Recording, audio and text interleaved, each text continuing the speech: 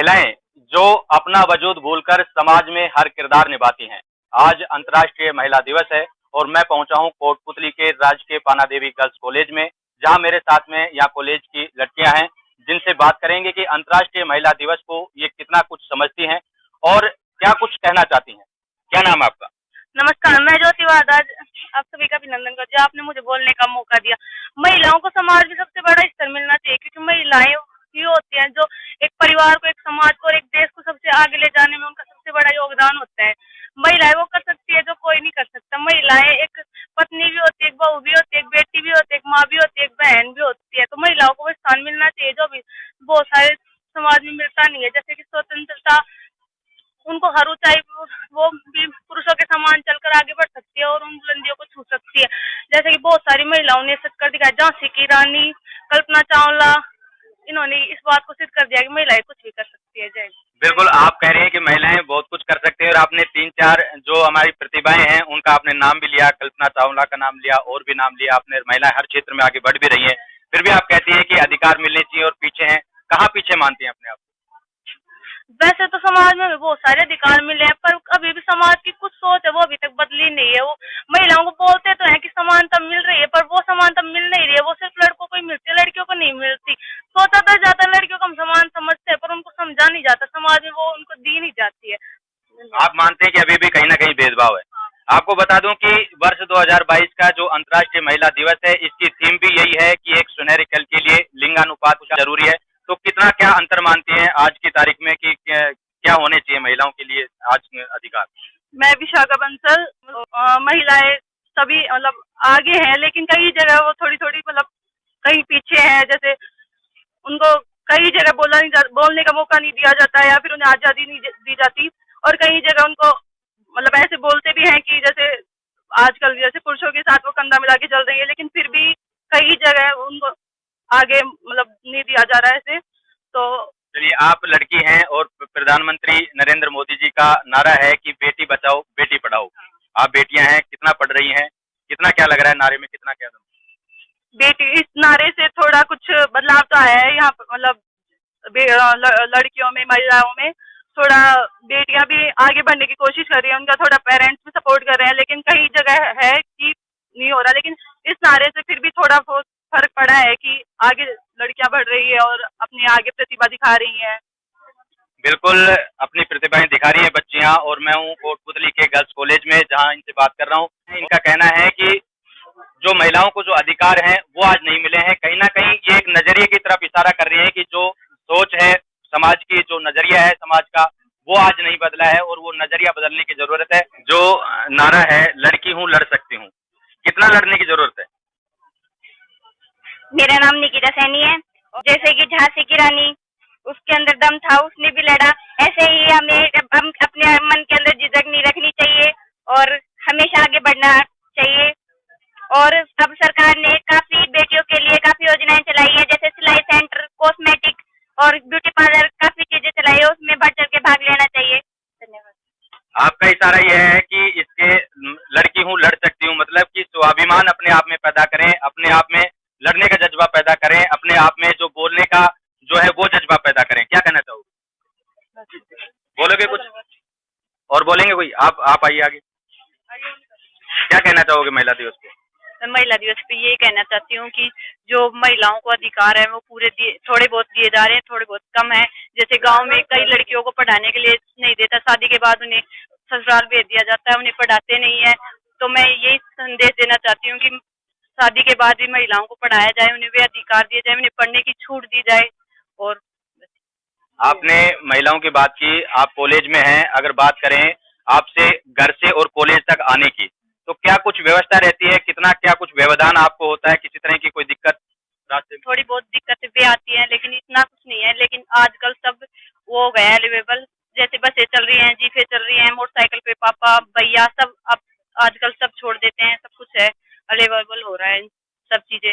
तो मैं कहना चाहती हूँ सब कुछ है, ठीक है। वैसे तो पहले से बहुत बेहतर है, आगे बढ़ रहा है सब कुछ। पहले से बेहतर है, आगे बढ़ रहा है, देश आगे बढ़ रहा है, लेकिन अभी भी कहीं ना कहीं आवागमन के साधन कम है और जो लड़कियां हैं शादी के बाद में कहीं ना कहीं पढ़ाई छोड़ देती हैं। कितनी बच्चियां मानती हैं, आप मानते हैं कि शादी के बाद में छोड़ दी जाती है पढ़ाई? आपके गांव में क्या स्थिति? उनको इससे मजबूर किया जाता है जब छोड़ती है, वरना वो नहीं चाहती कि वो अपनी पढ़ाई छोड़े, वो कंटिन्यू करना चाहती है। तो उनको हक देना चाहिए शादी के बाद भी कि वो आगे अपनी पढ़ाई, जब तक उनकी मन हो, इच्छा हो, वो पढ़ाई करे कंटिन्यू अपनी। और थोड़ी बहुत तो प्रॉब्लम सबको सहन करनी पड़ती है, अगर फैमिली साथ दे तो फिर महिलाएं खूब पढ़ सकती हैं, वो खुद कर सकती हैं इतनी थोड़ी बहुत प्रॉब्लम है, बस घर वालों का साथ होना चाहिए। बिल्कुल साथ सभी का है। और अगर बात करूं महिलाओं से संबंधित अपराध की, बालिकाओं से संबंधित अपराध की, जिस तरह की खबरें आती हैं समाचारों में हमें देखने को मिलती है, मीडिया रिपोर्ट्स आती हैं, आप किस नजरिए को देखते हैं, क्या सोचती हैं इस बारे में?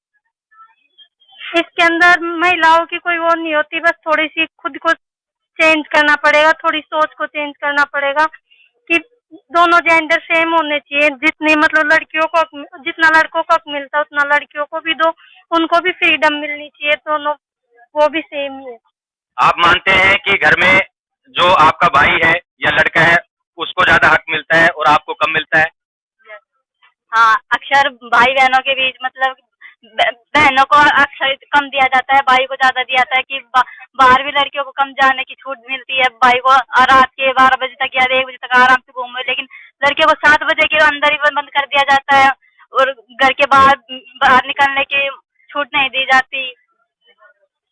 तो मैं आपको बताऊं कि हमने चर्चा की बच्चियों से कि आज अंतर्राष्ट्रीय महिला दिवस है, इसी को लेकर के हम चर्चा कर रहे थे और इस समय एक जो निष्कर्ष निकलता है अंतर्राष्ट्रीय महिला दिवस पर यही है कि जो हमारी थीम है लिंगानुपात को लेकर के, उसको लेकर के भी जो हमारी बेटियां हैं वो मानती हैं कि आज भी कहीं ना कहीं भेदभाव जारी है और जहां सोच है समाज की वो बदलने की जरूरत है, जो नजरिया है वो आज बदलने की जरूरत है, क्योंकि नारे भले ही चल रहे हों लेकिन एक स्तर के बाद में, एक शैक्षणिक जो स्तर है 12th के बाद में जब लड़कियां कॉलेज की तरफ बढ़ती हैं तो कहीं ना कहीं उनके पैरों में बेड़ियां आज भी बांध दी जाती हैं और इसी को लेकर के इन्होंने खुले मन से भी अपने विचार रखे हैं। और जहां एक तरफ प्रियंका गांधी ने कहा कि लड़की हूं लड़ सकती हूं, तो इसमें भी कहीं ना कहीं जज्बा पैदा करने की जरूरत है आज लड़कियों में भी, और जो भेदभाव का जो नजरिया है उसे कहीं ना कहीं बदलने की जरूरत है। विकास वर्मा, कोटपुतली।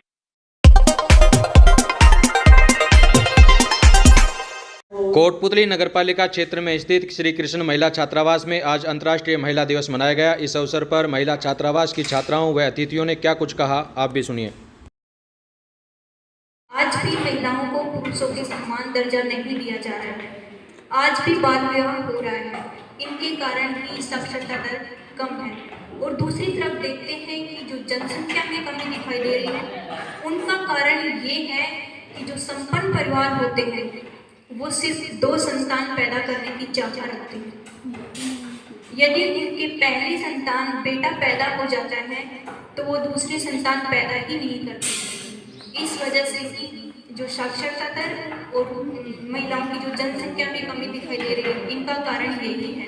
ये काम को काम नहीं समझा जाता था, लेकिन जैसे कोर्ट में है तो हमारे एनएसिटी के कई क्लेम होते हैं, उसमें पूछा जाता है कि इनकी वाइफ करती क्या है, नथिंग जी, हाउस वाइफ है।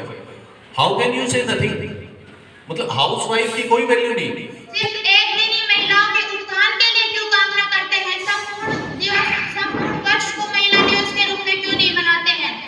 वैसे तो हम रैलियों में महिलाओं के उत्थान की बातें करते हैं और घर जाकर अपनी बेटी यदि थोड़ी देर लेट हो जाती है, थोड़े छोटे वस्त्र पहनती है तो उसे डांटा जाता है, और यदि सब्जी में थोड़ा नमक कम होता है तो अपनी बीवी को गाली डांट फटकार तक दी जाती है। तो मैं आपसे निवेदन करूंगी कि इन सब सामाजिक कुरीतियों को छोड़ें और एक दिन को महिला दिवस के रूप में मनाने की बजाय संपूर्ण वर्ष भर में उनका सम्मान करें, उनका मान सम्मान करें। ये ऐसे कार्यक्रम होते रहने चाहिए, हमारा मकसद यही था और मकसद यही था कि आज का कार्यक्रम आप ही करें ताकि आप में आत्मविश्वास आए, हौसला बढ़े और आगे भी आप अपने स्तर से ये काम करो ताकि हमें भी इसकी कोई ज़्यादा आगे आने की जरूरत ना पड़े।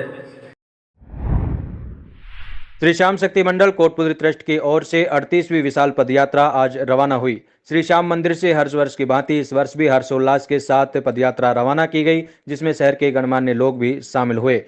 समिति के उपाध्यक्ष ख्यालीराम सैनी, जगदीश सैनी, हीरालाल सैनी, बाबूलाल सैनी ने बताया कि श्याम भक्त पदयात्रा में खाटू धाम जाने के लिए पूरे हर्षोल्लास व जोश के साथ पदयात्रा में रवाना हुए और बाबा श्याम के जयकारों के साथ पदयात्रा रवाना हुई।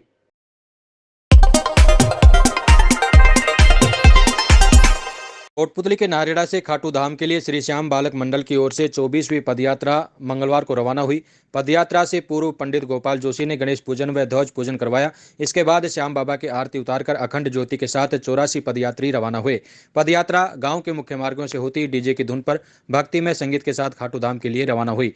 मंडल के अध्यक्ष करतार सिंह ने बताया कि पदयात्रा का प्रथम रात्रि पड़ाव जीर की चौकी, दूसरा पड़ाव कामट, तीसरा रिंगस सरकारी अस्पताल के पास रहेगा। चौथे दिन पदयात्रा खाटू धाम पहुंचेगी। इस मौके पर सरपंच प्रतिनिधि दीपेंद्र सिंह, मांगू सिंह, ओम प्रकाश, ओम सिंह, छाजू, पूरण सिंह, सुनील बासनीवाल, विजय शर्मा, प्रदीप अग्रवाल, संजय सिंह राजपूत, संजय लोधिका, महिपाल सिंह, रोहतास, राहुल जोशी, मनोज शर्मा, पवन सिंह, मनोज अग्रवाल सहित गांव के अन्य गणमान्य नागरिक व श्रद्धालु उपस्थित रहे।